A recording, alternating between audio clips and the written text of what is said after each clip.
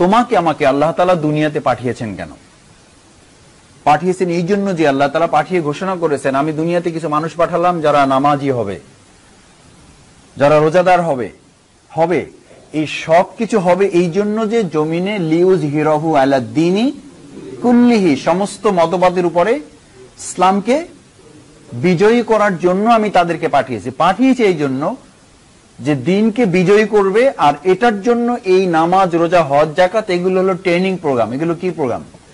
Training program. Basic program কি?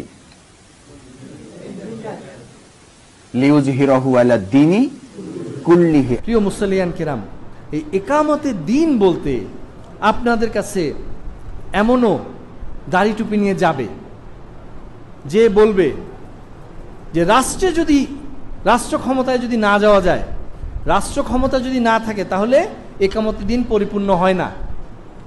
আপনাদের কাছে গিয়ে বলবে এই সালাত, সিয়াম, যাকাত, হজ এগুলো সবকিছু হলো ট্রেনিং কোর্স, এগুলো মূল ইবাদত নয়। মূল ইবাদত হলো রাষ্ট্র ক্ষমতায় যাওয়া। রাষ্ট্র ক্ষমতায় না গেলে ইকামতে দিন হয় না।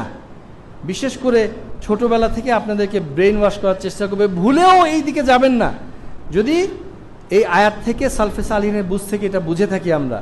আচ্ছা, এখন ঘটনা হলো যে এই যে আকিমুদ্দিন, এইখানে আকিমুদ্দিন বলতে কোনটা বোঝানো হলো? আমরা তো দিনের অনেকগুলো অর্থ পেলাম, অনেকগুলো ব্যাখ্যা পেলাম। তাহলে এবার আমরা সরাসরি সে আয়াতটাতে একটু চলে যাই। আচ্ছা, সবশেষে কেন আসলে এই আলোচনাটা এত ইম্পর্টেন্ট ওটা লাস্ট 2-3 মিনিটে বললে ইনশাল্লাহ আপনারা বুঝে যাবেন। সমাজদারকে লিয়ে ইশারাই কাফি। আসসালামু আলাইকুম ওয়া রাহমাতুল্লাহি ওয়া বারাকাতুহু। আলহামদুলিল্লাহি রাব্বিল আলামিন, লাহুল হামদুল হাসান ওয়া সানাউল জামিল, ওয়া আশহাদু আল লা ইলাহা ইল্লাল্লাহু ওয়াহদাহু লা শারীকা লাহ, ইয়াকুলুল হাক্ক ওয়া হুয়া ইয়াহদিস সাবিল, ওয়া আশহাদু আন্না সাইয়্যিদানা ওয়া নাবিয়্যানা ওয়া হাবিবানা ওয়া হাবিবা রাব্বিনা মুহাম্মাদান সাল্লাল্লাহু আলাইহি ওয়াসাল্লাম আবদুহু ওয়া রাসূলুহু সাল্লাল্লাহু তাআলা আলাইহি ওয়া আলা আলিহি ওয়া আসহাবিহি ওয়াত্তাবিঈনা লাহুম বিইহসানিন ইলা ইয়াউমিদ্দিন, আম্মা বা'দ। আলহামদুলিল্লাহ, শত সহস্র লক্ষ কোটি শুকরিয়া মহান আল্লাহ রাব্বুল আলামিনের, যিনি আমাদেরকে আজকে এই পবিত্র জুমার দিন, সাপ্তাহিক ঈদের দিনে মসজিদে হাজির হয়ে একত্র হয়ে তার মনোনীত পূর্ণাঙ্গ দ্বীনের আলোকে, কোরআন ও সুন্নাহর আলোকে কিছু কথা পেশ করার এবং সেই অনুযায়ী নিজেদের উপলব্ধি করে সেগুলো নিজেদের জীবনে বাস্তবায়ন করার জন্য চিন্তা ফিকির করার তৌফিক দিয়েছেন। তারই বারগাহে জানাই লাখো কোটি শুকরিয়া। সবাই বলি আলহামদুলিল্লাহ। অগণিত দরুদ ও সালাম প্রিয় নবী মুহাম্মদুর রাসূলুল্লাহ সাল্লাল্লাহু আলাইহি ওয়াসাল্লামের প্রতি। আল্লাহুম্মা সাল্লি আলাইহি, আল্লাহুম্মা বারিক আলাইহি। আজকের জুমার খুতবায় আমরা একটি অত্যন্ত গুরুত্বপূর্ণ বিষয় নির্ধারণ করেছি, ইকামাতে দিন, দিন কায়েম করা, দিন প্রতিষ্ঠা করা। সঙ্গত কারণেই বিষয়টি অনেক গুরুত্বপূর্ণ, বিশেষ করে বাংলাদেশের বর্তমান প্রেক্ষাপটে এই ইকামাতে দিনের আলোচনা এবং এই ব্যাপারে সঠিক ধারণা এবং সঠিক বুঝ কোরআন ও সুন্নাহর আলোকে, উলামাদের, সালফে সালেহিনদের বুঝের আলোকে, একাডেমিক দিক থেকে, বিভিন্ন দিক থেকে এই জিনিসটার সঠিক বুঝটা জানাটা খুব জরুরি। এর আরও একটা বড় কারণ হলো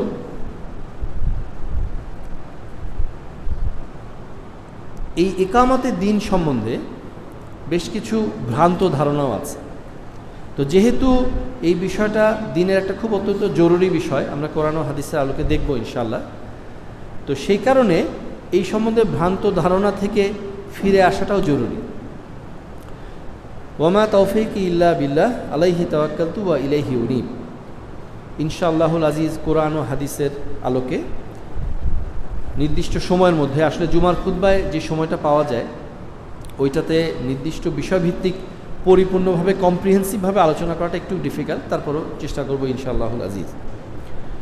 প্রথমে আমরা আসি ইকামতে দিন। এখানে দুইটা শব্দ, একটা হলো ইকামত, একটা হলো দিন। আমরা যে সালাতের আগে, ফরজ সালাতের আগে যে ইকামত দিই, বলি না ইকামত দেয়, ইকামত দেয়, তাহলে ইকামত একটা শব্দ, এটা আমাদের একটা পরিচিত শব্দ। আর দিন তো একটা খুব পরিচিত শব্দ। ইন্না দিনা, নিশ্চয়ই মনোনীত দিনটা কি? ইনদাল্লাহি আল ইসলাম। ইসলাম হলো আল্লাহর নিকট একমাত্র মনোনীত দিন। তাহলে দিন শব্দটা আমাদের জন্য খুব পরিচিত, তাই না? আমরা ওই যে কথায় কথায় বলি যে আমাদের ইসলামটা আসলে শুধুমাত্র ধর্ম নয়, একটা দিন, পরিপূর্ণ জীবন বিধান। আমরা সরল বাংলায় যদি তর্জমা করি, আমরা বলি জীবন বিধান, পরিপূর্ণ জীবন বিধান। এটা শুধুমাত্র ধর্ম নয়। আসলে ধর্ম জিনিসটা কি? ধর্ম হলো, যেমন আমরা অনেক সময় বলি না বিদ্যুতের ধর্ম। বিদ্যুতের ধর্ম হলো ধরে ফেলে। চুম্বকের ধর্ম হলো দুইটা যদি একই সাইড আপনি ধরেন, একটা একটাকে ঠেলে দিবে। বিপরীত সাইড যদি ধরেন তাহলে এটাকে ধরে ফেলবে। পানির ধর্ম কি? নিচের দিকে যায়, যেখানে নিচের দিকে ওইদিকে গড়ায় যায়। তো প্রত্যেকটা জিনিসের তার যে কর্মকাণ্ড, তার যে মূলনীতি, ওইটাই তার ধর্ম।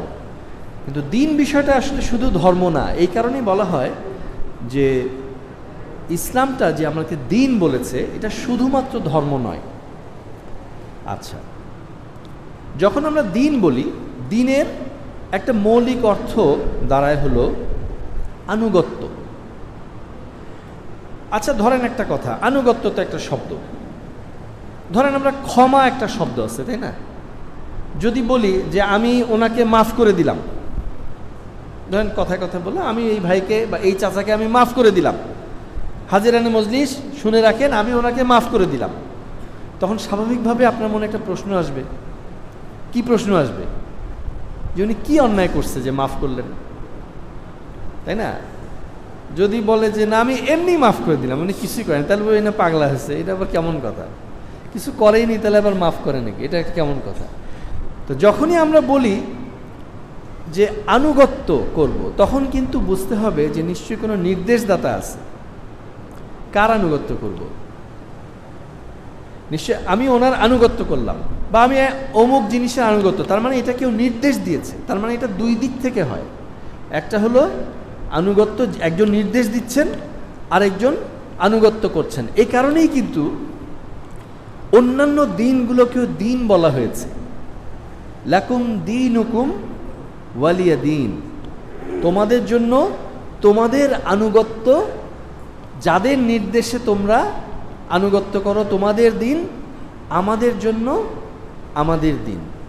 কিন্তু আদ দিন, যেটা আলিফ লাম সহ যে দিন, মনোনীত দিন, এটা একমাত্র হলো ইসলাম। সেটার জন্য আল্লাহ সুবহানাহু ওয়া তাআলা বলেছেন ওদের দিন আছে, কিন্তু আল্লাহর নিকট একমাত্র মনোনীত দিন ইন্নাদ দীনা ইনদাল্লাহি আল ইসলাম। তাহলে আমরা কিছুটা বুঝলাম যে দিন হলো, তার একটা দিক হলো যে এখানে আনুগত্য থাকবে, একজন নির্দেশদাতা থাকবে। তো আমাদের দিনে নির্দেশ একজন দেন আর আমরা আনুগত্য করি। আরও অন্যান্য যাদের দিন আছে তাদের দিনে হয়তো একাধিক নির্দেশদাতা আছে। অনেকে আছে প্রকৃতিকে দিন হিসেবে নেয়, অনেকে আছে প্রবৃত্তিকে দিন হিসেবে নেয়, অনেকে আছে একাধিক তাদের উপাস্য আছে। যাই হোক, সেটা লম্বা আলোচনা। তো আমরা বুঝলাম যে দিনের একটা সংক্ষিপ্ত ধারণা নিলাম। এবার আসি ইকামত। কামা ইয়াকুমু, এটাকে বলা হয় আপনার, মানে কিভাবে বলবো, দাঁড়ানো। দাঁড়ানোটা হলো কামা ইয়াকুমু, সেখান থেকে আসছে। কিছুটা একাডেমিক আলোচনা, আমরা ইন জেনারেলও বুঝবো ইনশাল্লাহ। আর আকামা ইয়াকুমু, এইটাকে বলা হয় হলো দাঁড় করানো। একটা হলো নিজে দাঁড়ানো, একটা দাঁড় করানো। এই যে বলে একামত দেন, নামাজটাকে দাঁড় করার, সালাদটাকে দাঁড় করার। তো আকামা ইকিমু স্বাভাবিকভাবে অর্থটা হলো দাঁড় করানো, সোজা করানো, এটাকে সঠিক করানো, প্রতিষ্ঠা করা। সেখান থেকে আসছে এটার মাসদার বা ক্রিয়ামূল যদি বলি, সেটাকে বলা হয় ইকামাতুন, ইকামাত। তাহলে বোঝা যাচ্ছে ইকামাতুদ দিন শব্দের অর্থটা তাহলে আমাদের কি দাঁড়াচ্ছে? দিনকে সোজা করে দেওয়া, দিনকে দাঁড় করানো, প্রতিষ্ঠা করা, বিষয়টা এরকম, তাই না? এখান থেকে যে নির্দেশ দেওয়া হয় আমি দাঁড়াই, আমি দাঁড় করাই, আপনি দাঁড়ান, আপনি দাঁড় করান, আপনি প্রতিষ্ঠা করান। এখন আমি যে নির্দেশ দিই তাহলে বলা হবে যে আপনি প্রতিষ্ঠা করুন, আপনি দাঁড় করান, এভাবে না, বিষয়টা সহজ সোজা করান, সঠিক করান, বিষয়টা এরকম আসবে। ওইটার নির্দেশটা দেওয়া হয় এইভাবে, আকিমুদ্দিন।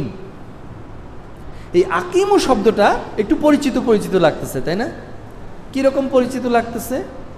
আমরা কোরআনে, পবিত্র কোরআনে এই শব্দটা বহুবার পেয়েছি, আকিমুস সালাহ, সালাতকে দাঁড় করাতে বলতেছে, প্রতিষ্ঠা করাতে বলতেছে, তাই না? তাহলে এই আকিমু শব্দটাও আমাদের পরিচিত। যারা আমরা নিয়মিত কোরআন চর্চা করি তাদের কাছে আকিমুস সালাহ মানে আকিমু শব্দটা পরিচিত। তাহলে দিন শব্দটা পরিচিত পেলাম, ওটার একটা মৌলিক অর্থ জানলাম। একামত শব্দটাও পরিচিত পেলাম, ওটারও একটা মৌলিক অর্থ জানলাম। এই একামত করো, প্রতিষ্ঠা করো, এই নির্দেশ দেওয়ার যে শব্দটা আকিমু, এটাও আমাদের কাছে একটু পরিচিত মনে হলো। আচ্ছা, এখন কথা হলো, পবিত্র কোরআনে এই শব্দগুলো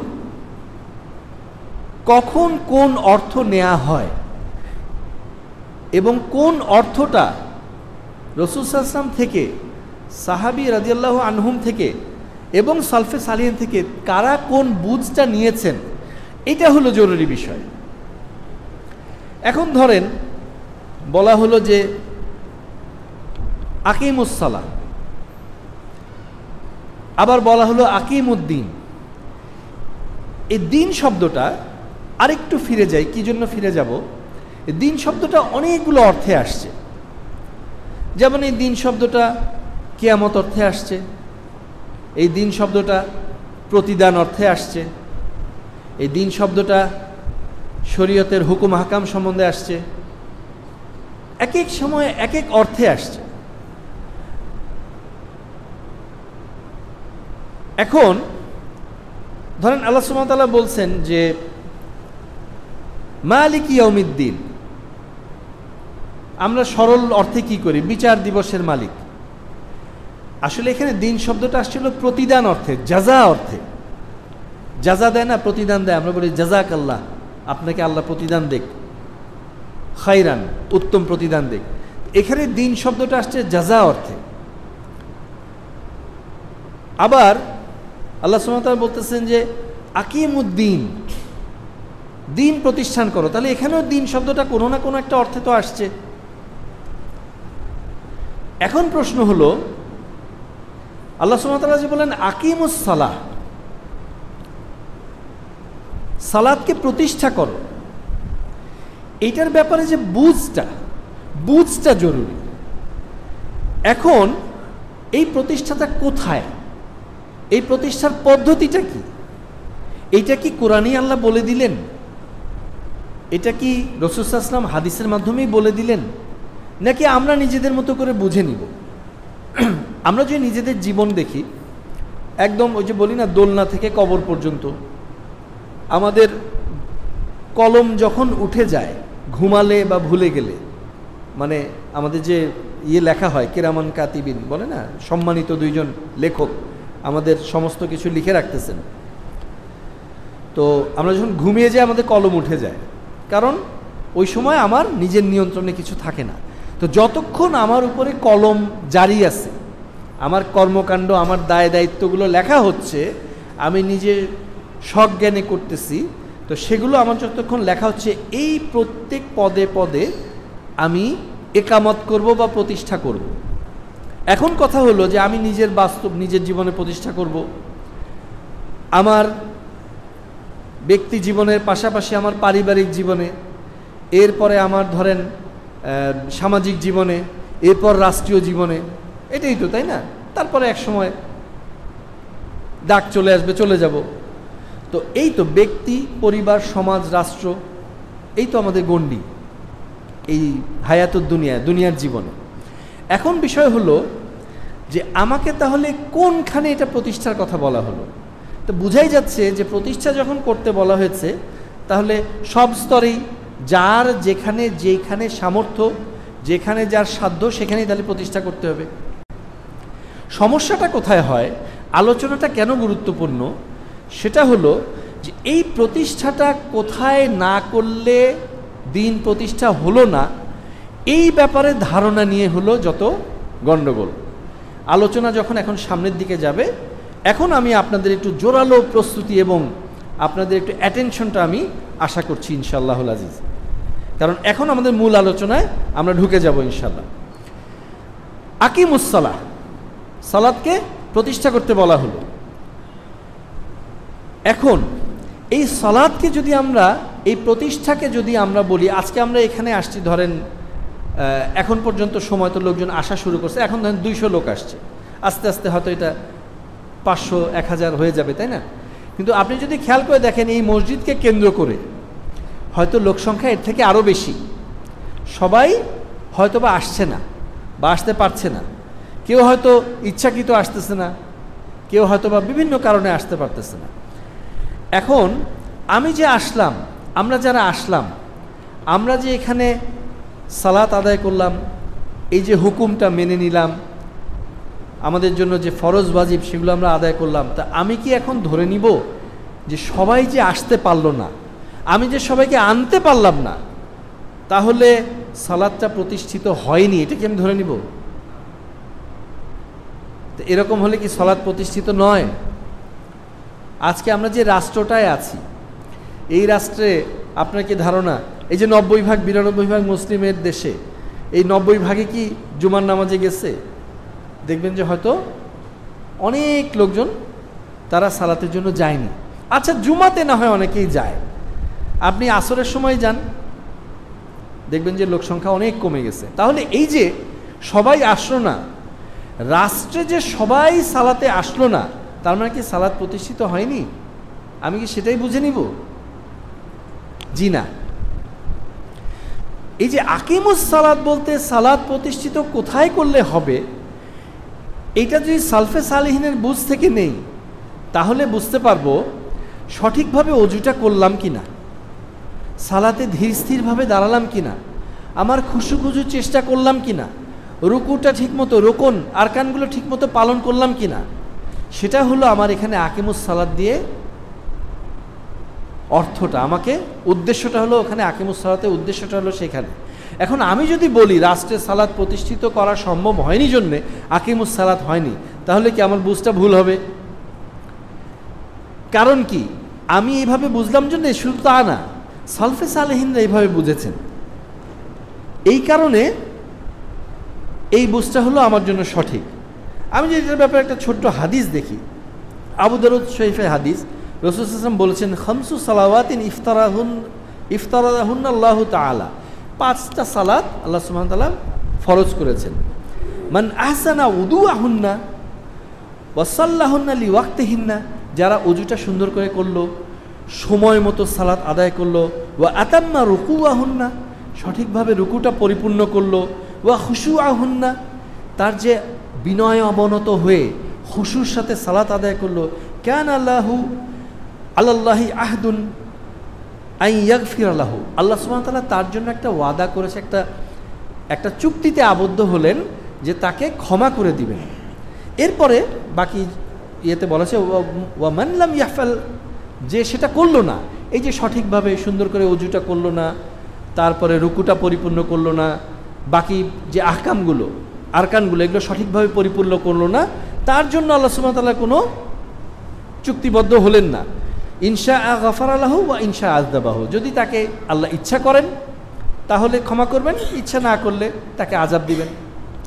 তাহলে বুঝতে পারলাম যে সালাত যে কায়েম করতে বললেন, প্রতিষ্ঠা করতে বললেন, সেখানে কিভাবে সালাতটা প্রতিষ্ঠিত হলো, এটার জন্য তাহলে আমি বুঝতে পেলাম যে আমার বুঝটা হবে হলো আমি সঠিকভাবে ওযু করলাম, রুকু সিজদা এবং সালাতের আরকানগুলো পালন করলাম, তাহলে আমার ইকামতের সালাত হয়ে গেল, আলহামদুলিল্লাহ।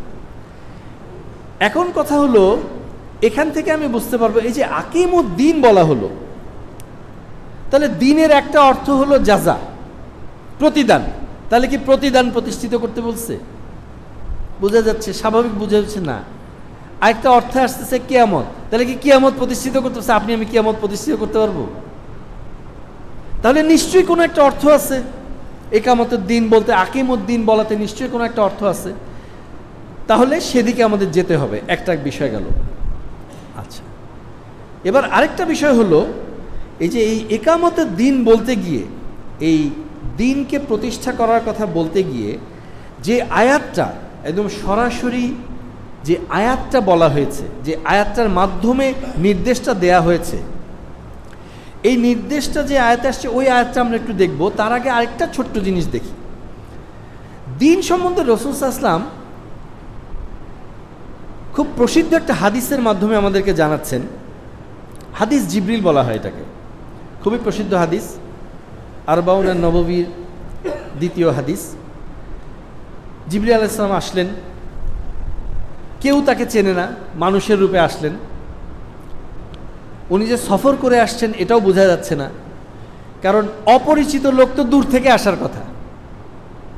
দূর থেকে আসলে, সফর করে আসলে মক্কা মদিনার যে আরব যে মরুভূমি এলাকা, ওখানে ধুলাবালি লাগবে, একটু ঘেমে থাকবে, মাথার চুল টুল এলোমেলো হবে এরকম। কিন্তু তার দেখা যায় যে আলামত যেটা এত সুন্দর পরিপাটি অবস্থায়, তাতে বোঝা যায় যে সফর করে আসে নাই। তা সফর করে আসে নাই, তাহলে কাছাকাছি কোথাও থেকে আসছে। তা কাছাকাছি আসলে আমরা চিনি না, এটা আবার হয় কিভাবে? তারা একটু অবাক হলেন, সাহাবী রাদিয়াল্লাহু আনহুম, তারা একটু অবাক হলেন। এসে বসলেন, বসে খুব নিকটে বসে হাঁটুর সাথে হাঁটু লাগাই দিলেন। চিন্তা ব্যাপার, অপরিচিত লোক এভাবে এত নিকটে এসে রাসূল সাল্লাল্লাহু আলাইহি ওয়াসাল্লামের কাছে বসছেন। বসে আবার তার উরুতে হাত রেখে প্রশ্ন করলেন, ইয়া মুহাম্মাদু, হে মুহাম্মদ সাল্লাল্লাহু আলাইহি ওয়াসাল্লাম, আখবিরনি আনিল ইসলাম, আমাদেরকে ইসলাম সম্বন্ধে কিছু বলুন। তারপর রাসূল সাল্লাল্লাহু আলাইহি ওয়াসাল্লাম উত্তরে বললেন, ইসলাম হলো আনতাশহাদা আন্না লা ইলাহা ইল্লাল্লাহ, আল্লাহ ইলাহা ইল্লাল্লাহ, আল্লাহ ছাড়া কোনো মাবুদ নাই, ওয়ান্না মুহাম্মাদুর রাসূলুল্লাহ, এই প্রসিদ্ধ হাদিস, ওয়া তুকিমাস সালাহ ওয়া তুতিয়াজ যাকাত ওয়া তাসুমা রমাদান ওয়া তাহুজ্জাল বাইতা ইন ইসতাতা ইলাইহি সাবিলা। মানে হজ তখন ফরজ হয়ে গেছে, এটা কিন্তু হজ ফরজ হওয়ার পরে। তার মানে মোটামুটি সব রকমগুলো, তার মানে কি ইসলাম এবং আরকানুল ইসলাম, ইসলাম এবং ইসলামের পিলারগুলো, রকনগুলো, সেগুলোর ব্যাপারে রাসূল সাল্লাল্লাহু আলাইহি ওয়াসাল্লাম বললেন। বলার পরে উনি বললেন, সাদাকতা ইয়া মুহাম্মদ, তুমি সত্য বলেছ, আপনি সঠিক বলেছেন। তা এখন ফা আজিবনা লাহু ইয়াসআলুহু, সে প্রশ্ন করে তাকে, ওয়া ইউসাদ্দিকুহু, এবং সেকে আবার তাকে সার্টিফাই করে যে সঠিক বলছেন।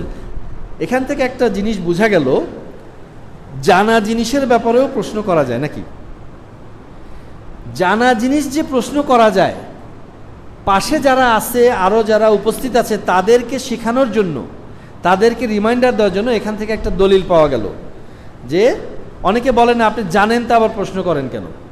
জি না, জানা জিনিসও প্রশ্ন করা যায়, এটা এখান থেকে আমরা বুঝতে পারলাম। এরপর উনি বললেন, আখবিরনি আনিল ঈমান, ঈমান সম্বন্ধে আমাদের বলেন। তারপর উনি ঈমানের রুকনগুলো বললেন, 6টা রুকন, তাই না? আল ঈমানু আন তুমিনা বিল্লাহি ওয়া মালাইকাতিহি ওয়া কুতুবিহি ওয়া রুসুলিহি ওয়াল ইয়াউমিল আখির ওয়া তুমিনা বিল কদরি খাইরিহি ওয়া শাররিহি, সবগুলো এই যে রুকনগুলো বললেন। তার মানে ঈমান আর কানুল ঈমান। তারপরে বলছেন, আখবিরনি আনিল ইহসান, ইহসান সম্বন্ধে বলেন। তার মানে ইসলাম সম্বন্ধে বলেন, ঈমান সম্বন্ধে বলেন, ইহসান সম্বন্ধে বলেন। তখন বললেন যে ইহসান হলো কান্নাকা তারাহু, আন তা'বুদাল্লাহ কান্নাকা তারাহু, তুমি এমনভাবে আল্লাহর ইবাদত করো কেমন যেন তুমি তাকে দেখছো। মানে দেখে ইবাদত করলে তো আরও বেশি, মানে আবেগটাও বেশি আসবে, ভয়টাও বেশি আসবে, এমনভাবে করো। ওয়া ইনলাম তাকুন তারাহু, তুমি যদি এমন করে না করতে পারো যে তুমি দেখছো, এই ফিলিংসটা আনতে না পারো, ফা ইন্নাহু ইয়ারাকা, তিনি তোমাকে দেখছেন। তো এই রকম মানে ইহসান ওয়া আরকানুল ইহসান, এটাও বোঝালেন। এরপর বললেন যে আখবিরনি আনিস সাআহ, সেই সময়টা কোন সময়, কিয়ামত সম্বন্ধে কিছু বলেন। তখন উনি বললেন যে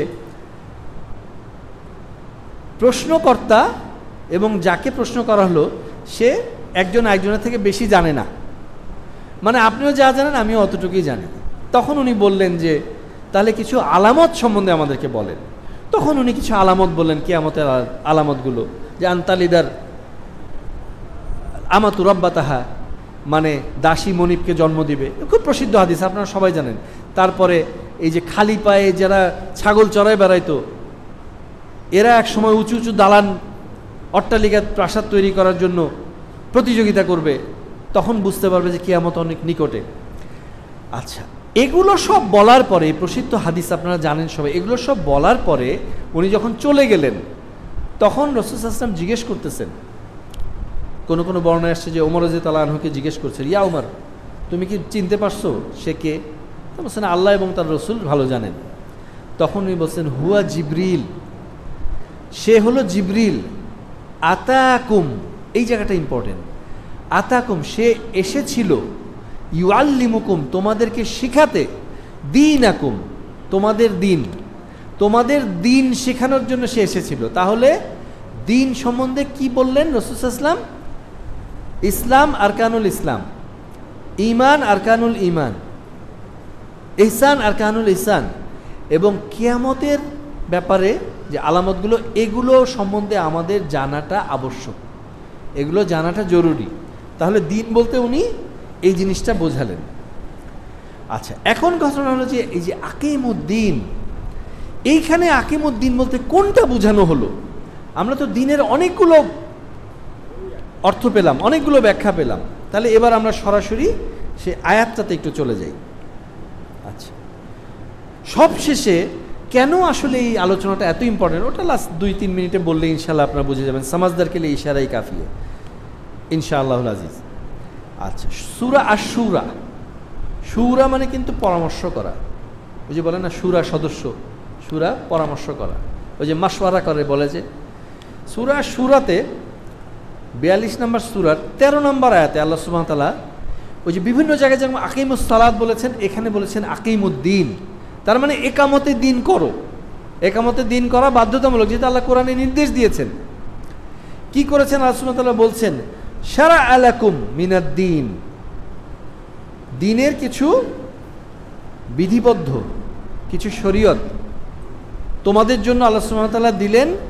মা ওয়াসা বিহি, যেটা দিয়ে তিনি ওসিয়ত করেছেন, যেটা তিনি দিয়েছেন নূহান, কাকে দিয়েছেন? নূহ আলাইহিস সালামকে যেটা দিয়েছেন। ওয়াল্লাযী আওহাইনা ইলাইকা, প্রথমে তিনি থার্ড পারসন দিয়ে বর্ণনা দিলেন, এরপর তিনি সরাসরি বলছেন।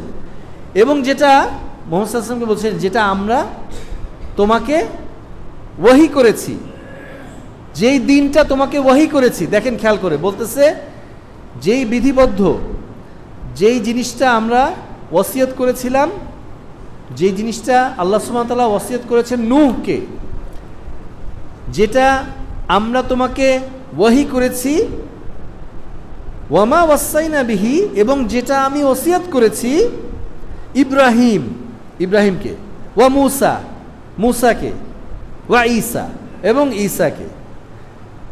কি ওসিয়ত করেছি? দিনকে কি করতে ওসিয়ত করেছি? আন আকিমুদ্দিন, এই যে আকিমুদ্দিন, ওই যে আকিমুস সালাত ছিল না, আকিমুস সালাত আতুজ যাকাত, এই আসলে আকিমুদ্দিন কোরআনে চলে আসছে, আর কিন্তু নড়াচড়ার সুযোগ নেই। আল্লাহ সুবহানাহু ওয়া তাআলা বলতেছেন যে আমি কি করেছি? নূহকে, আপনি মুহাম্মদকে, ইব্রাহিমকে, মূসাকে, ঈসাকে আলাইহিমুস সালাতু ওয়াস সালাম কি বলেছি? একামতে দিন করো, দিনকে সোজা করো, দিনকে দাঁড় করো, দিনকে প্রতিষ্ঠা করো, একামতে দিন করো। আচ্ছা, এখন একামতে দিন উনি 5টা নবীর উদাহরণ দিলেন, 5 জনকে এই কাজটা করতে বলছেন। তার মানে কি? খেয়াল করে দেখবেন এই 5 জনের মধ্যে যেটা কমন আছে নিশ্চয়ই সেটা বলছেন।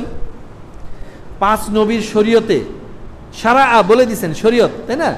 তাহলে 5 নবীর শরীয়তে তো কিছু কিছু জিনিস আছে যেটা একরকম ছিল না। এখন বলুন এই আবার কেমন কথা? শরীয়ত তো বিভিন্ন সময় পরিবর্তন হয়েছে না। একটা দেখাই, ইব্রাহিম আলাইহিস সালাম উনি কি করলেন? যখন সবাই কওম থেকে কোনো একটা কাজে চলে গেল, এটা লম্বা ইতিহাস, কোরআনের গল্প, কাসাসুন নবীন বা কিসসাতুন নবীন, নবীদের কিস্সাদের পাবেন কোরআন থেকে যে কিস্সাগুলো আছে। তো যখন চলে গেছে তখন বড় একটা হাতুড়ি নিছেন, ওইটা নিয়ে সব মূর্তিগুলো ভাঙছেন, ভেঙে সবচেয়ে বড় মূর্তিটা রেখে দিছেন, ওইটা ভাঙেন নাই। ওইটার কাঁধের মধ্যে হাতুড়িটা ঝুলাই দিচ্ছেন। এখন ওরা যখন ফিরে এসে দেখে গেলে সব মূর্তি ভাঙা, সবচেয়ে বড়টা আছে তার কাঁধে আবার একটা হাতুড়ি। তখন বলছে যে সামিনা ফাতান, তারা মানে ইয়াকুলু কাদা ওয়া কাদা, তারা এই আমাদের এগুলো সম্বন্ধে উল্টাপাল্টা বলে। ইকালুল্লাহু ইব্রাহিম, তাকে ইব্রাহিম বলা হয়, ওকে এই কাজটা করছে। আর ও তো যায়ও নাই আমাদের সাথে, আমরা সবাই আনন্দ ফুর্তি করতে গেছি, ও আমাদের সাথে যায় নাই, অসুস্থতা বলে সে থেকে গেছিল। তখন ইব্রাহিম আলাইহিস সালাম কি করলেন, তার কাছে যখন আসলে তুমি এটা করছো, যে না না এটা ও কি জিজ্ঞেস করো, তো তোমাদের রব দেবতা অনেক ক্ষমতাধর, তার কাছে তোমরা সব কিছু চাও, পূজা করো, তার ইবাদত করো, তাকে জিজ্ঞেস করো কে করছে, সেই করছে এই কাজটা। এই দেখো কাঁধের মধ্যে ঝুলায় রাখছে, এরা তো বুঝছে যে না সে তো এটা করতে পারে না, এ তো ফাজলামো করতেছে। তারপর কি আগুন জড়ো করলেন, ওনাকে নিক্ষেপ করলেন, সে অনেক লম্বা কথা। তাই এখন ইব্রাহিম আলাইহিস সালাম এইভাবে মূর্তিগুলো ভাঙলেন। মুহাম্মদ সাল্লাল্লাহু আলাইহি ওয়াসাল্লাম কি করলেন, আমাদের নবী, শেষ নবী, আমরা যার উম্মত, মুহাম্মদ সাল্লাল্লাহু আলাইহি ওয়াসাল্লাম কি করলেন, উনি কাবা ঘরের সামনে সেজদায়, আবু জাহাল কি করছে, উটের ভুঁড়ি ওনার মাথার উপর চাপাই দিছে, দম বন্ধ হয়ে আসতেছে। ওনার কিছু সাহাবী ছিলেন না, উনি ওই সময় কি মারামারি করছেন, উনি ওখান থেকে বদদোয়া করছেন, কষ্ট নিজে হজম করে ওই অবস্থা থেকে চলে আসছেন। তারপরে লম্বা ইতিহাস, মদিনায় হিজরত করছেন। পরে যখন ফাতিহু মক্কা হলো, যখন উনি মক্কা বিজয়ের সময় আসলেন, রক্তপাতহীন যে বিজয়টা হলো, উনি ঢুকে লাঠি হাতে বলতেছেন যা আল হাক্ক, এসেছে সত্য, ওয়া দাহাকাল বাতিল, দূরীভূত হয়েছে মিথ্যা, ইন্নাল বাতিলা, নিশ্চয়ই বাতিল কানা দাহুকা, দূরীভূত হওয়ারই জিনিস, এটা একদিন বিলীন হবেই। তখন তিনি লাঠি হাতে মূর্তিগুলো ভেঙে ফেলতেছেন। তার মানে ইব্রাহিম আলাইহিস সালাম লুকায় লুকায় মূর্তি ভাঙেন, ঠিক আছে। মুহাম্মদ সাল্লাল্লাহু আলাইহি ওয়াসাল্লাম হলো যখন আপনি ক্ষমতাশীল হলেন, আপনি যখন শরীয়ত কায়েম করবেন, আপনি যখন ওই জায়গার হুকুমতের মালিক, তখন আপনি ওইটা অ্যাপ্লাই করতেছেন। তাহলে দুইটা শরীয়ত কি এক হলো? তাহলে তার মানে বোঝা যাচ্ছে এখান থেকে যে আমাদের শরীয়তে এখন গোপনে গিয়ে মূর্তি ভাঙাটা আমাদের শরীয়ত নয়। বুঝলাম কিনা?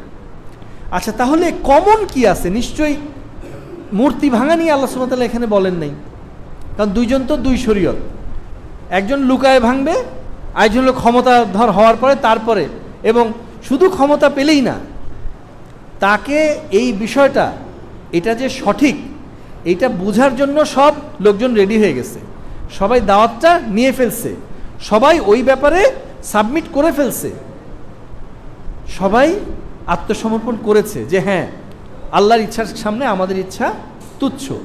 ওই পরিবেশ আসার পরে উনি যখন ক্ষমতাধর হলেন, তখন উনি সেগুলো নিজ হাতে ভাঙলেন। তার মানে শরীয়তটা এক পাচ্ছি না। তাহলে আমাদের জন্য শরীয়তটা, তাহলে ইব্রাহিম আলাইহিস সালামের শরীয়ত হিসাব করে কোরআনে কাহিনী আসছে জন্যেই আমি যদি এখন লুকায় লুকায় মূর্তি ভাঙি, কালকে ও সোনা দিয়ে মূর্তি বাঁধবে। আজকে আমি মাটির মূর্তি ভাঙবো, কালকে ও সোনা দিয়ে বাঁধাবে মূর্তি। তাহলে কি ভালো হলো না আরো খারাপ হলো? তার মানে বোঝা যাচ্ছে শরীয়তটা এক নাই। তাহলে কোন জায়গাতে বললেন যে নূহকে বলেছি, আপনাকে বলেছি, ইব্রাহিমকে বলছি, মূসাকে বলছি, ঈসাকে বলছি? তাহলে ওটা কোনটা? আচ্ছা আপনি বলেন তো, নূহ আলাইহিস সালাম কি রাজা ছিলেন, প্রেসিডেন্ট ছিলেন, ইমাম ছিলেন, মানে রাষ্ট্র ক্ষমতায় ছিলেন? ইব্রাহিম আলাইহিস সালাম ছিলেন নাকি? কোন রাজ্যের রাজা ছিলেন? মূসা আলাইহিস সালাম ছিলেন? ঈসা আলাইহিস সালাম ছিলেন? তাহলে বোঝা যাচ্ছে মুহাম্মদ সাল্লাল্লাহু আলাইহি ওয়াসাল্লাম কিন্তু রাষ্ট্রনায়ক ছিলেন, রাষ্ট্রপতি ছিলেন। তাহলে বোঝা যাচ্ছে এখানে রাষ্ট্র ক্ষমতায় যাওয়াটাও যে একটা দিন কায়েমের একটা বিষয়, ওইটাকেও এখানে বলা হয়নি। কমন পড়লো নাকি? বাকি চারজন তো রাষ্ট্র ক্ষমতায় ছিলেন না। তার মানে এখানে ইকামতের দিন উদ্দেশ্য রাষ্ট্র ক্ষমতায় যাওয়া নয় নাকি? কমন পড়ে নাই। আচ্ছা, এখন মানে একটু ইঙ্গিত পাওয়া শুরু হয়েছে যে কেন আজকের টপিকটা এরকম নাকি? আর বেশিক্ষণ সময় নেই, ইনশাআল্লাহ শেষ হয়ে যাবে। মূল আলোচনায় অলমোস্ট হয়ে গেছে, এখন শুধু লাস্টের ডেলিভারিটা ইনশাআল্লাহুল আজিজ। এখন উনি এই আকিমুদ্দিন বলার পরে উনি বলছেন ওয়ালা তাতাফাররাকু ফিহি, ওই প্রতিষ্ঠা করতে গিয়ে তোমাদের মধ্যে কোনো বিভেদ সৃষ্টি করো না, পার্থক্য করো না। তাহলে মূর্তি ভাঙাও যে একটা একামতের দিন, ওইটা এখানে উদ্দেশ্য আসে নাই। ইনি যে গোপনে ভাঙলেন, আর উনি যে ক্ষমতা পেয়ে প্রকাশ্যে ভাঙলেন, তাহলে নবীরা কি আল্লাহর আদেশ অমান্য করছে নাকি? মনে হয় নাকি? নবীরা কি আল্লাহর হাতে সামান্য করছে? নাউযুবিল্লাহি মিন যালিক, এটা তো হতে পারে না। তাহলে আবার উনি এরপরে বলছেন আকিমুদ্দিন, দিন প্রতিষ্ঠা করো। তাহলে এই দিন মানে কিয়ামত না, নবীরা কিয়ামত প্রতিষ্ঠা করবে নাকি? এই দিন মানে জাযা না। তাহলে এমন দিন প্রতিষ্ঠা করো, তাহলে এই দিন মানে কিন্তু ওই যে আমার আসছে কি ইসলাম আরকানুল ইসলাম, ইমান আরকানুল ইমান, ইহসান আরকানুল ইহসান, ওখানে তো হজের কথা আসছে, অনেকগুলো শরীয়ত আসছে। সব শরীয়ত তো সবার মধ্যে এভাবে ছিল না। তাহলে কোন দিন প্রতিষ্ঠা করতে বলে? এখানে দিনের অর্থটা কি রে বাবা? আবার বলতেছে ওয়ালা তাতাফাররাকু বিহি ফিহি, ওর মধ্যে আবার পার্থক্য করো না, ফারাক করো না। ফারাক তো বাংলায় বলি না, এটা আরবি থেকে আসছে। তাহলে এমন একটা দিনের কথা উনি বললেন, এই দিনের অর্থটা এমন কিছু হবে যেটাতে আবার ওই শরীয়তটাতে আবার কোনো পার্থক্য নাই।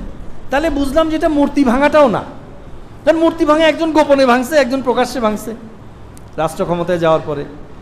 তাহলে এটা রাষ্ট্র ক্ষমতায় যাওয়াও না, কেন চারজন তো যায়ই নাই রাষ্ট্র ক্ষমতায়, আবার একজন গেছে, পার্থক্য হচ্ছে। তাহলে কি সেটা? এইবার বলতেছেন, দেখেন এই এক আয়াতের মধ্যেই সব, মানে বেশি দূর যাওয়া লাগে না। যারা এটা নিয়ে দুষ্টামি করে তারা এই আয়াতটাকে সঠিকভাবে ব্যাখ্যা করলে তাদের আর ইয়েটা থাকতো না। যাই হোক, ওয়ালা তাতাফাররাকু ফিহি বলার পরে বলতেছেন কাবুরা আলাল মুশরিকিন, মুশরিকদের জন্য এটা খুবই কষ্টদায়ক, মুশরিকদের জন্য এটা খুবই কঠিন মনে হয়।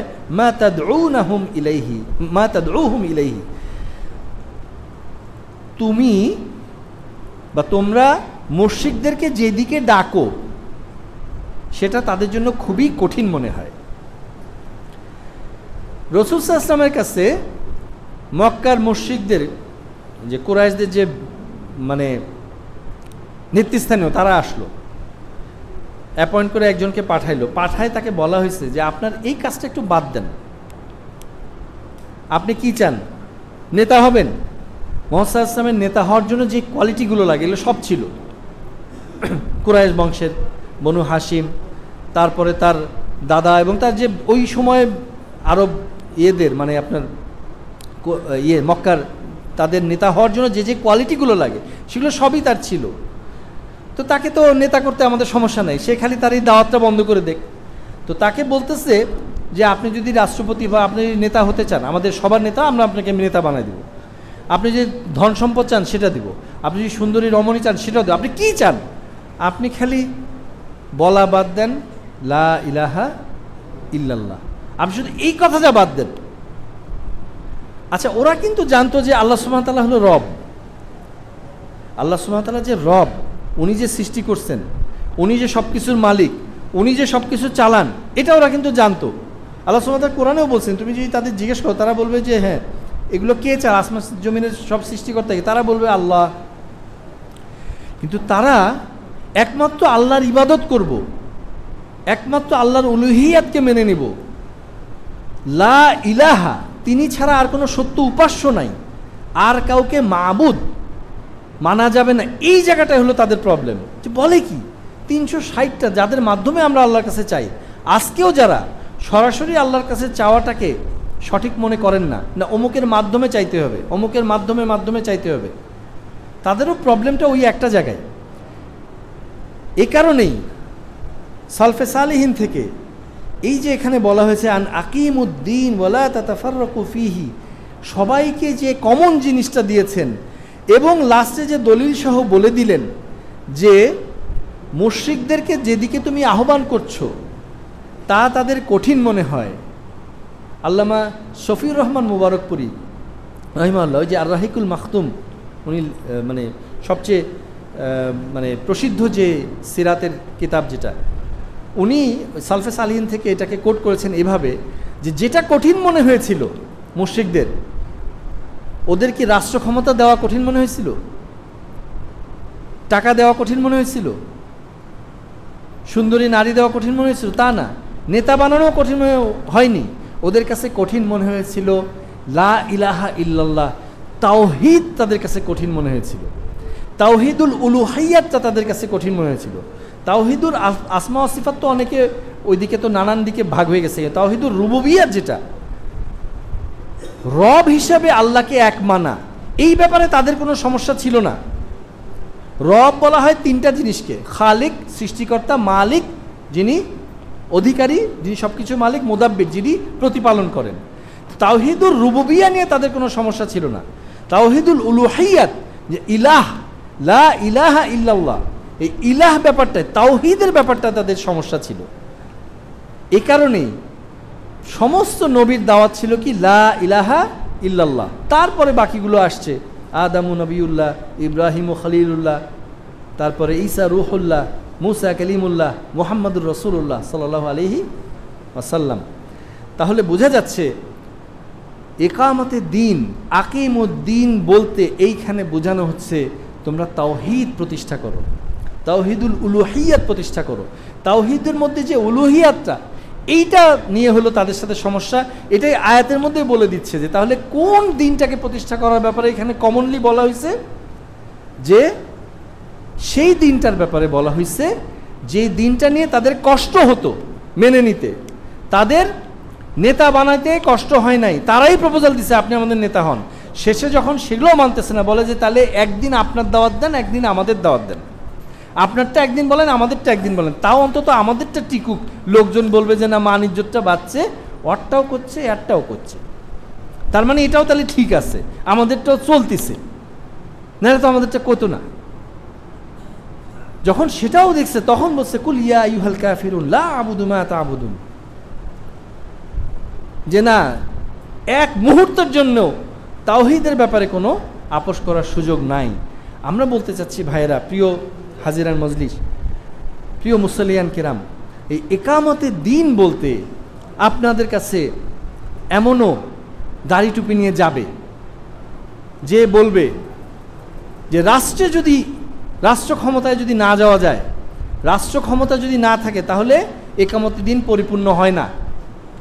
আপনাদের কাছে গিয়ে বলবে এই সালাত, সিয়াম, জাকাত, হজ, এগুলো সব কিছু হলো ট্রেনিং কোর্স, এগুলো মূল ইবাদত নয়। মূল ইবাদত হলো রাষ্ট্র ক্ষমতায় যাওয়া। রাষ্ট্র ক্ষমতায় না গেলে ইকামতে দ্বীন হয় না। বিশেষ করে ছোটবেলা থেকে আপনাদেরকে ব্রেইন ওয়াশ করার চেষ্টা করবে, ভুলেও এই দিকে যাবেন না। যদি এই আয়াত থেকে সালফে সালিহিনের বুঝ থেকে এটা বুঝে থাকি আমরা, নাকি বলেন?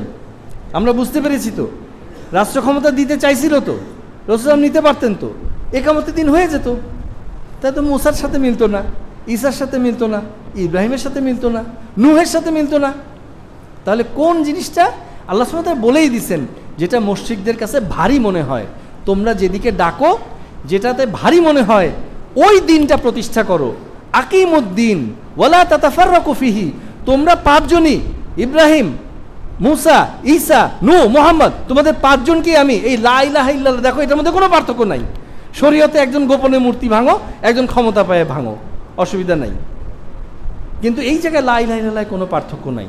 যেহেতু আল্লাহ সুবহানাহু ওয়া তাআলা আমাদেরকে এটা বোঝার তৌফিক দিলেন, আমরা পাশাপাশি এটাও একটু বুঝে নেই, যে কারণে আমরা আসলে এই সমসাময়িক প্রেক্ষাপটে এই উপমহাদেশে আমাদের জন্য এটা খুবই গুরুত্বপূর্ণ একটা বিষয়। এই কারণেই, কারণ আমাদের মতোই এইরকম লেবাস নিয়ে এসে আমাদের ছোটোবেলা থেকে আমাদের মাথায় দিবে যে এই সালাত, সিয়াম সমস্ত কিছু হলো ট্রেনিং কোর্স।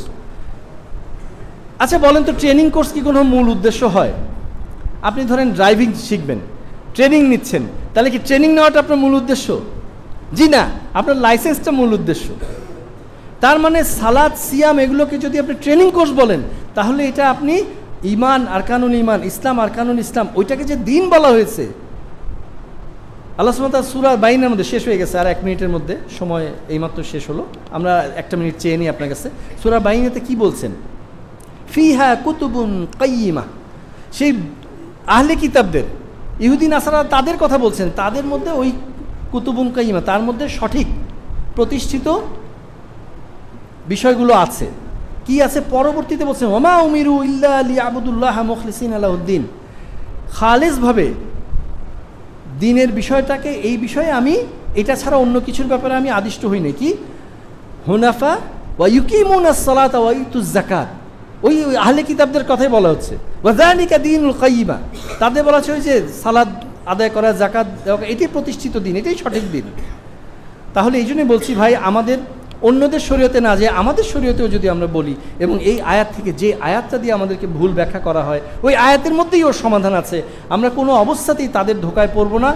আমরা ইনশাআল্লাহ এই তাওহীদকে প্রতিষ্ঠা করব এবং এটাকে আমরা ইকামতে দ্বীন হিসাবে নিব, যেটা আল্লাহ সুবহানাহু ওয়া তাআলা এবং তার রাসূলের মাধ্যমে, আম্বিয়া কিরামের মাধ্যমে আমাদেরকে জানিয়েছেন। আকুলু কাউলি হাদা আস্তাগফিরুল্লাহ লি ওয়া লাকুম ওয়া লিসাইরিল মুসলিমিন ফাস্তাগফিরুহু ইন্নাহু হুয়াল গফুরুর রহিম। আল্লাহ সুবহানাহু ওয়া তাআলা আমাদেরকে আজকের এই ইকামতে দ্বীন সম্বন্ধে, এই যে দ্বীনের যে এতগুলো অর্থ, তার মধ্যে ইকামতে দ্বীন বলতে আল্লাহ কোন অর্থটা বুঝিয়েছেন সেটা উনি দলিল সহ, নবীদের উদাহরণ সহ, এবং সেই সময়কার আরবদের মুশরিকদের যে তাদের যে রিয়াকশন সেটা সহ, একদম অর্থসহ উদাহরণ সহ আমাদের তার আয়াতের মধ্যেই বুঝিয়ে দিলেন। আমরা সেই বুঝ নিয়ে আমরা নিজের জীবনে, ব্যক্তি জীবনে, পারিবারিক জীবনে, রাষ্ট্রীয় জীবনে, সামাজিক জীবনে আমরা ইকামতের দ্বীন ইনশাআল্লাহ এই তাওহীদ প্রতিষ্ঠা করব। আল্লাহ সুবহানাহু ওয়া তাআলা আমাদের তৌফিক দান করুন। বারাকাল্লাহু লি ওয়া লাকুম বিল কুরআনিল আযীম ওয়া নাফা'নি ওয়া ইয়্যাকুম বিল আয়াতিল্লাহি ওয়াল যিকরিল হাকীম। আকুলু কাওলি হাযা আস্তাগফিরুল্লাহ লি ওয়া লাকুম ওয়া লিসাইরিল মুসলিমিন ফাস্তাগফিরুহু ইন্নাহু হুয়াল গফুরুর রহিম। আসসালামু আলাইকুম ওয়া রাহমাতুল্লাহি ওয়া বারাকাতুহু। যারা সুন্নত পড়েননি তারা সুন্নত আদায় করে নেন।